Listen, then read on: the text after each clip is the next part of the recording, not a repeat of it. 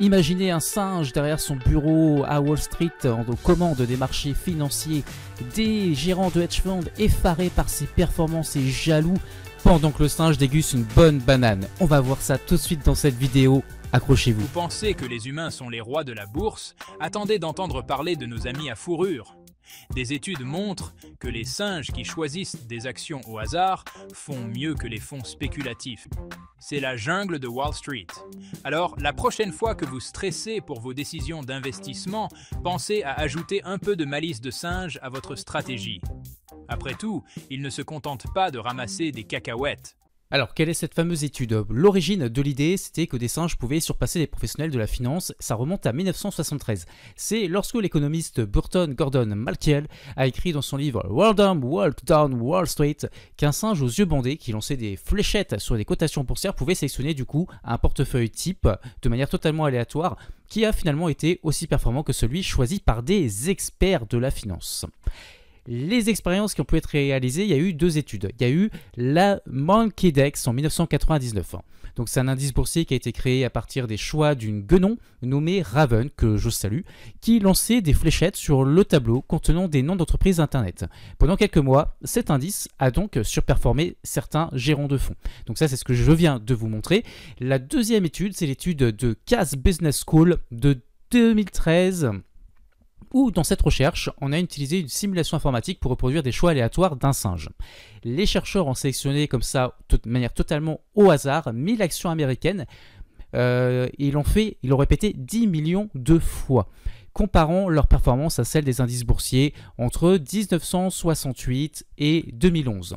Et vous vous en doutez, les résultats sont incroyables puisque presque tous les 10 millions de singes gestionnaires de fonds ont réalisé de meilleures performances que les indices pondérés par capitalisation et donc avec un simple fonds SP500 ou Nasdaq 100. Andrew Clare, co-auteur de l'étude, a déclaré « La quasi-totalité des 10 millions de chimpanzés gestionnaires de fonds ont réalisé de meilleures performances que les indices. » Donc il y a plusieurs explications possibles, je vais vous lire les petites hypothèses qui ont été faites, c'est qu'il y a l'efficience des marchés, donc les marchés financiers intègrent rapidement toutes les informations disponibles, rendant difficile en fait pour des gérants de les battre, de manière en tout cas systématique. On peut les battre sur une courte période, mais pas forcément sur le long terme. Il y a le problème des frais de gestion, puisque lorsqu'on est un singe ou un particulier, on n'a pas forcément des frais de gestion onéreux, alors que quand on investit dans un fonds, on va avoir des frais qui sont assez importants et qui grignotent du coup de la performance, surtout sur du long terme. Et puis enfin, il y a les biais psychologiques. Vous doutez bien que le singe, il s'en fout un petit peu des performances qu'il va faire. Lui, ses bananes, il les achète pas avec l'argent qu'il gagne en bourse. Donc, des gérants, même expérimentés, peuvent avoir des biais inconscients qui influencent pour le coup leurs décisions, contrairement aux singes, alors que les choix aléatoires en sont totalement exempts. Purement statistique où des chercheurs ont mis au point une simulation qui sélectionne aléatoirement un échantillon de 1000 actions. Cela correspond à la capacité de gestion d'un singe en matière de bourse. Cette procédure a été répétée plus de 10 millions de fois.